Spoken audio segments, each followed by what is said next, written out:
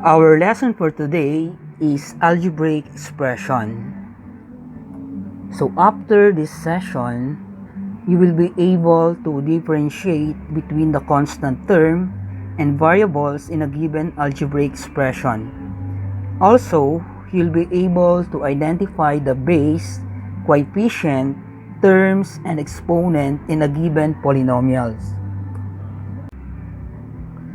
Before we can fully understand what an algebraic expression is, here are some of the terminologies that we need to identify. First, we have to learn what variable is. So variable is a symbol that represents an unknown number. Symbols like x, y, a, alpha, beta, and theta can also be used as variable. So next thing is the algebraic expression. An algebraic expression is a variable, a number, or a collection of variable and numbers that are related by at least a fundamental operation or a grouping symbols. So some examples of an algebraic expressions are 7. Okay, so this is just a number, but still it is considered as an algebraic expression. Next one, we have 2x. So this time it is a combination of a number and a variable. For the next one, we have negative 3y plus 4. Also, it is a combination of a number and variable that are related by a fundamental operation, which is addition. For the next one, we have a radical expression. So the square root of 4b squared, that is also considered as an algebraic expression. For the last one, we have a combination of a rational expression and a group of a variable and number. So that is also considered as an algebraic expression. Okay, so another terminology that we need to learn is a term.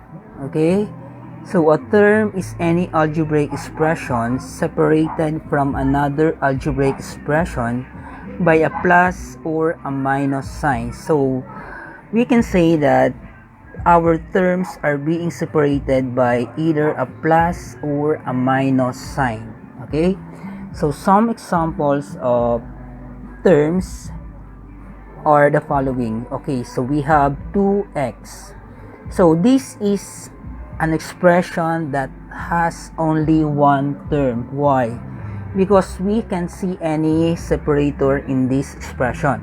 Okay, so next one, we have x squared plus 1. So in this example, we can see that we already have the presence of one separator, which is a plus sign. So there are two terms that are being separated. Okay, so next example, we have 3x squared minus 4x plus 1. So in this example, we already have two separators. So we have the minus sign and a plus sign. So there are how many terms here? We have 1, 2, 3. So that expression has 3 terms. Okay, so next one, we have 1 over x plus 1 minus x squared plus x raised to negative 3 plus 1. So to identify the number of terms here, all we have to do is to look for the separators. Okay, so as we can see, we have 1, 2, 3 separators. So therefore, we have 4 terms in this example. Okay, so for the next terminologies, we have the numerical coefficient and the literal coefficient. So these two terms are the component or what is term made up of. Okay, so the numerical coefficient is the numerical factor or the numerical value of the term, while the literal coefficient is the coefficient that is expressed in letters or variables. It also serves as the name of the term. Okay, so if we have the term 2x, okay, so the part of this term are the numerical and the literal. So since 2 is the numerical value in this term, so we can say that that is the numerical coefficient. Okay, so if you remove the numerical coefficient, well, what will be left in that term is the literal coefficient. So therefore, we can say that the literal coefficient of that term is x. Okay, so another one here, so we have negative 4xy. So the literal coefficient is the parts that contains variables, while the numerical value will be the numerical coefficient. Okay, so in this example we have negative 4 as the numerical coefficient, while xy is the literal coefficient. Okay, again, if you want to find out what the literal coefficient is of that term, all you have to do is to remove the numerical value or the numerical factor. So what will be left in that term is the literal coefficient of that term. Okay. Okay, so let's identify the numerical coefficient in each of the following terms. So we have A, B, C, D. We're going to identify the numerical factor of those terms. Okay, so let's have the first one. So we have negative 5 over 4c squared. So all we have to do is find out what the numerical factor is in this term. Okay, so as we can see, the numerical factor is negative 5 over 4. So therefore, that is the numerical coefficient of that term. Okay. For the next one, we have negative x raised to 5c squared. Okay, so we can't see any numerical factor here. So it is understood that without the numerical factor, it is understood to be 1. So therefore, the numerical coefficient in this term is negative 1. Okay, so for the next one, we are given a rational expression. Okay, so to identify the numerical factor here, we can factor this term with 1/2. Then that will be the numerical value of that term. Okay. For the next example, we are given the product of 3x and negative 2x squared. So for us to be able to identify the numerical coefficient of this expression, so we have to evaluate it first, okay, or simplify.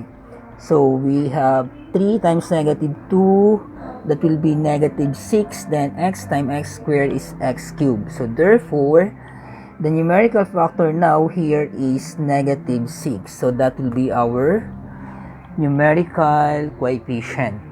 Okay? Okay, so for the next one, we have the constant term. Okay? So a term without a variable is considered as the constant term. So let's have an example. If we have this expression, we have 2x plus 1. So all we have to do is to identify which term has no variable. So in this example, we can see that 1 has no variable. So therefore, that is our constant term. Okay?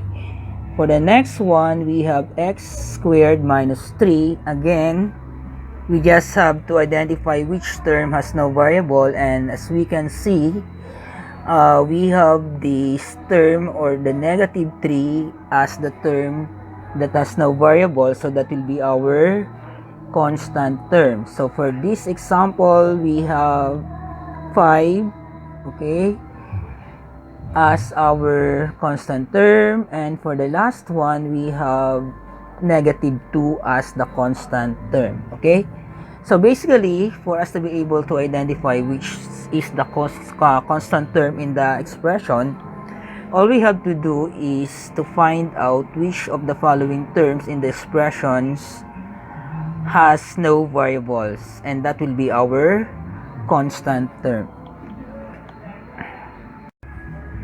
Okay, so for the next term, we have the exponent. Okay, so the exponent tells us how many times the base must be multiplied by itself. Okay, so if we have x cubed as the term, we can say that the base here is x while the exponent is 3. Okay, so if we have that expression, it simply means that the base, which is x, will be multiplied by itself 3 times. So we have x times x times x, and that would be x cubed. Okay, so another one. If we have 2 raised to 4, so it means that the base, which is 2, will be multiplied by itself 4 times. So we have 2 times 2 times 2 times 2. Okay, which is 2 raised to 4.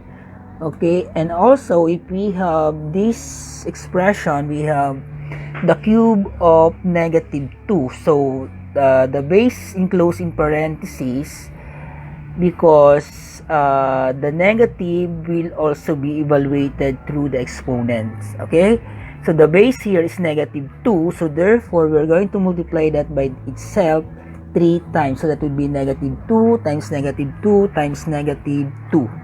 Okay, now if the base has no exponent, let's say it's just x, it is understood that its exponent is 1. So if we have a single term as x, we can also write that as x raised to 1. Okay, so that is the exponent.